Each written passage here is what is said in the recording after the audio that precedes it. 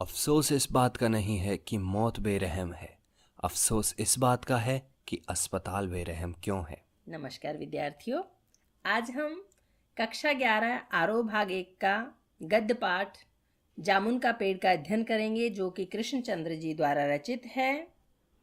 जामुन का पेड़ कृष्णचंद्र की एक प्रसिद्ध हास्य व्यंग रचना है। हास्य व्यंग के लिए चीजों को अनुपात से ज्यादा फैला फुला कर दिखलाने की परिपाटी पुरानी है और यह कहानी भी इस परिपाटी का अनुपालन करती है। इसलिए यहाँ घटनाएं अतिशयोक्तिपूर्ण और अविश्वसनीय जान पड़ें तो कोई हैरत की बात नहीं। विश्वसनीयता ऐसी रचनाओं के मूल्यांकन की कसौटी नहीं हो सकती। प्रस्तुत पाठ में हंसते हंसते ही हमारे भीतर इस बात की समझ पैदा हो जाती है कि कार्यालयी तौर तरीकों में पाया जाने वाला विस्तार कितना निरर्थक और कितना हास्यास्पद है। बात यहीं तक नहीं रहती, इस कार्यालयी व्यवस्था के संवेदन शून्य एवं अमानवीय होने का पक्ष भी हमारे सामने आता है। तो लीजिए, प्रस्तुत है जामुन का पेड़। रात को बड़े जोर का झक्कड़ चला। सेक्रेटेरिएट के लॉन में जामुन का एक पेड़ गिर पड़ा। सवेरे को जब माली ने देखा तो उसे पता चला कि पेड़ के नीचे एक आदमी दबा पड़ा है। माली दौड़ा दौड़ा चपरासी के पास गया। चपरासी दौड़ा दौड़ा क्लर्क के पास गया। क्लर्क दौड़ा दौड़ा सुपरिंटेंडेंट के पास गया। सुपरिंटेंडेंट दौड़ा दौड़ा बाहर लॉन में आया। मिनटों में गिरे हुए पेड़ के नीचे दबे हुए आदमी के चारों ओर भीड़ इकट्ठी हो गई। बेचारा जामुन का पेड़ कितना फलदार था, एक क्लर्क बोला। और इसकी जामुनें कितनी रसीली होती थी। दूसरा क्लर्क याद करते हुए बोला। मैं फलों के मौसम में झोली भर कर ले जाता था, मेरे बच्चे इसकी जामुनें कितनी खुशी से खाते थे। तीसरा क्लर्क लगभग रुआंसा होकर बोला। मगर यह आदमी? माली ने दबे हुए आदमी की तरफ इशारा किया। हाँ, यह आदमी। सुपरिंटेंडेंट सोच में पड़ गया। पता नहीं जिंदा है कि मर गया। एक चपरासी ने पूछा। मर गया होगा, इतना भारी पेड़ जिसकी पीठ पर गिरे वह बच कैसे सकता है। दूसरा चपरासी बोला। नहीं, मैं जिंदा हूँ। दबे हुए आदमी ने बड़ी कठिनता से कराहते हुए कहा। जिंदा है। एक क्लर्क ने ताज्जुब से कहा। पेड़ को हटाकर इसे जल्दी से निकाल लेना चाहिए। माली ने सुझाव दिया। मुश्किल मालूम होता है। एक सुस्त, कामचोर और मोटा चपरासी बोला। पेड़ का तना बहुत भारी और वजनी है। माली बोला। क्या मुश्किल है? अगर सुपरिंटेंडेंट साहब हुक्म दें तो अभी 15-20 माली, चपरासी, क्लर्क लगाकर पेड़ के नीचे से दबे हुए आदमी को निकाला जा सकता है। माली ठीक कहता है। बहुत से क्लर्क एक साथ बोल पड़े। लगाओ जोर, हम तैयार हैं। एक साथ बहुत से लोग पेड़ को उठाने को तैयार हो गए। ठहरो, सुपरिंटेंडेंट बोला। मैं अंडर सेक्रेटरी से पूछ लूं। सुपरिंटेंडेंट अंडर सेक्रेटरी के पास गया। अंडर सेक्रेटरी डिप्टी सेक्रेटरी के पास गया। डिप्टी सेक्रेटरी ज्वाइंट सेक्रेटरी के पास गया। ज्वाइंट सेक्रेटरी चीफ सेक्रेटरी के पास गया। चीफ सेक्रेटरी मिनिस्टर के पास गया। मिनिस्टर ने चीफ सेक्रेटरी से कुछ कहा। चीफ सेक्रेटरी ने ज्वाइंट सेक्रेटरी से कुछ कहा। ज्वाइंट सेक्रेटरी ने डिप्टी सेक्रेटरी से कुछ कहा। डिप्टी सेक्रेटरी ने अंडर सेक्रेटरी से कहा। फाइल चलती रही। इसी में आधा दिन बीत गया। दोपहर के खाने पर दबे हुए आदमी के चारों ओर बहुत भीड़ हो गई। लोग तरह तरह की बातें करने लगे। कुछ मनचले क्लर्कों ने समस्या को खुद ही सुलझाना चाहा।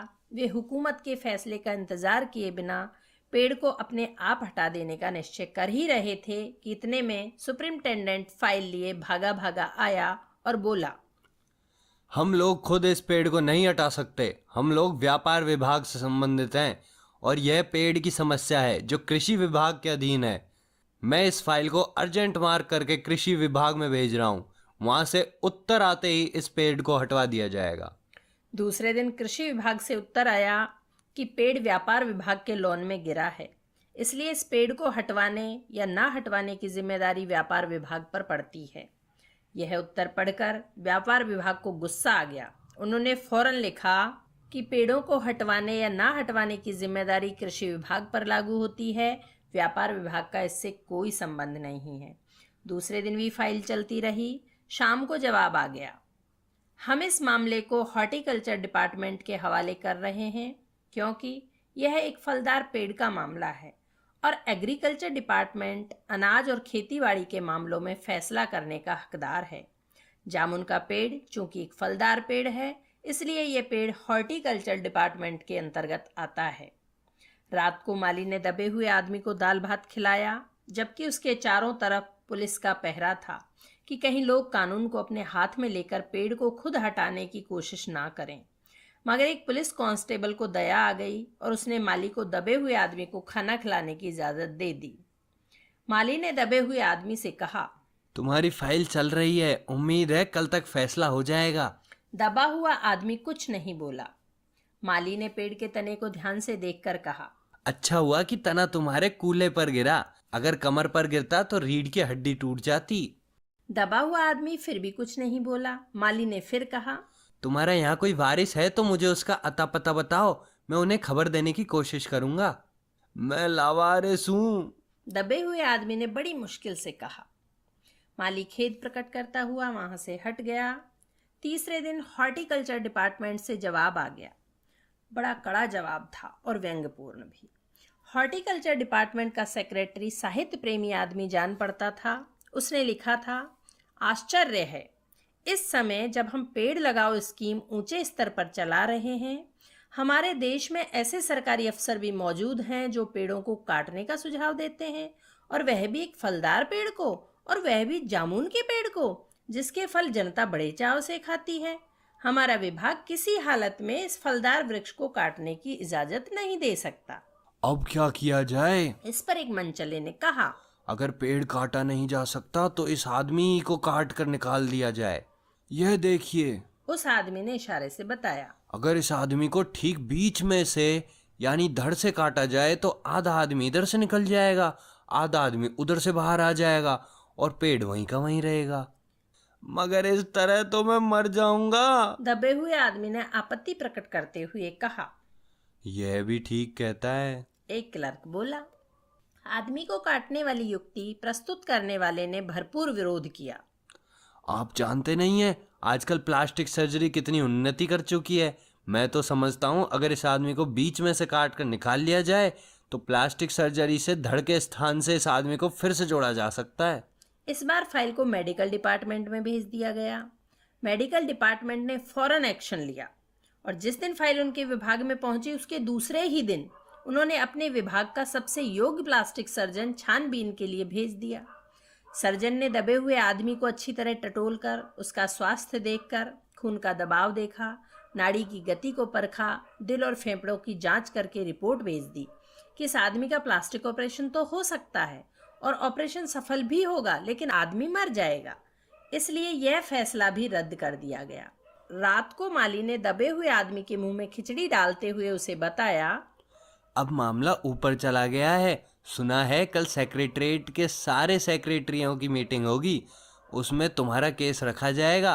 उम्मीद है सब काम ठीक हो जाएगा। दबा हुआ आदमी एक आह भरकर धीरे से बोला, ये तो माना कि तगाफुल न करोगे, लेकिन खाक हो जाएंगे हम तुम्हें खबर होने तक। माली ने अचंभे से मुंह में उंगली दबा ली और चकित भाव से बोला, क्या तुम शायर हो? दबे हुए आदमी ने धीरे से सिर हिला दिया। दूसरे दिन माली ने चपरासी को बताया, चपरासी ने क्लर्क को, क्लर्क ने हेड क्लर्क को। थोड़ी ही देर में सेक्रेटरीट में यह अफवाह फैल गई कि दबा हुआ आदमी शायर है। बस फिर क्या था, लोगों का झुंड शायर को देखने के लिए उमड़ पड़ा। इसकी चर्चा शहर में भी फैल गई और शाम तक गली गली से शायर जमा होने शुरू हो गए। सेक्रेटरीट का लॉन भांति भांति के कवियों से भर गया और दबे हुए आदमी के चारों ओर कवि सम्मेलन का सा वातावरण उत्पन्न हो गया। सेक्रेटरीट के कई क्लर्क और अंडर सेक्रेटरी तक, जिन्हें साहित्य और कविता से लगाव था, रुक गए। कुछ शायर दबे हुए आदमी को अपनी कविताएं और दोहे सुनाने लगे। कई क्लर्क उसको अपनी कविता पर आलोचना करने को मजबूर करने लगे। जब यह पता चला कि दबा हुआ आदमी एक कवि है तो सेक्रेटरीट की सब कमेटी ने फैसला किया, चूंकि दबा हुआ आदमी एक कवि है इसलिए इस फाइल का संबंध ना एग्रीकल्चर डिपार्टमेंट से है ना हॉर्टिकल्चर डिपार्टमेंट से, बल्कि सिर्फ कल्चरल डिपार्टमेंट से है। कल्चरल डिपार्टमेंट से अनुरोध किया गया कि जल्द से जल्द मामले का फैसला करके अभागे कवि को इस फलदार पेड़ से छुटकारा दिलाया जाए। फाइल कल्चरल डिपार्टमेंट के अनेक विभागों से गुजरती हुई साहित्य अकादमी के सेक्रेटरी के पास पहुंची। बेचारा सेक्रेटरी उसी समय अपनी गाड़ी में सवार होकर सेक्रेटरीट पहुंचा और दबे हुए आदमी से इंटरव्यू लेने लगा। तुम कवि हो? उसने पूछा। जी हाँ। दबे हुए आदमी ने जवाब दिया। किस उपनाम से शोभित हो? ओस। ओस? सेक्रेटरी जोर से चीखा। क्या तुम वही ओस हो जिसका गद्य संग्रह ओस के फूल अभी हाल ही में प्रकाशित हुआ है? दबे हुए कवि ने हुंकार में सिर हिलाया। क्या तुम हमारी अकादमी के मेंबर हो? सेक्रेटरी ने पूछा। नहीं। आश्चर्य है। सेक्रेटरी जोर से चीखा।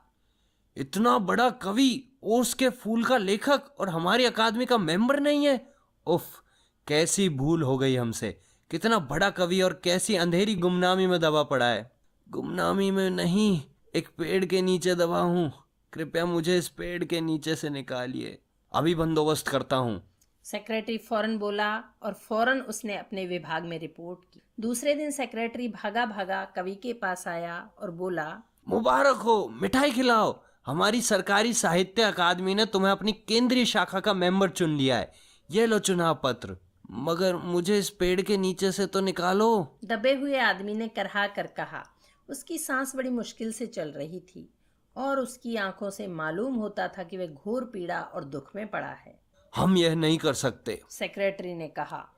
और जो हम कर सकते थे वह हमने कर दिया।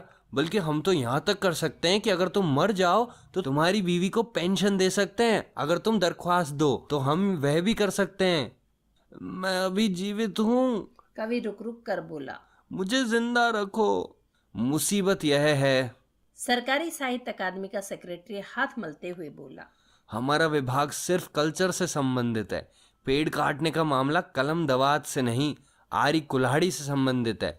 उसके लिए हमने फॉरेस्ट डिपार्टमेंट को लिख दिया है और अर्जेंट लिखा है। शाम को माली ने आकर दबे हुए आदमी को बताया। कल फॉरेस्ट डिपार्टमेंट के आदमी आकर इस पेड़ को काट देंगे और तुम्हारी जान बचा लेंगे। माली बहुत खुश था। दबे हुए आदमी का स्वास्थ्य जवाब दे रहा था, मगर वह किसी न किसी तरह अपने जीवन के लिए लड़े जा रहा था।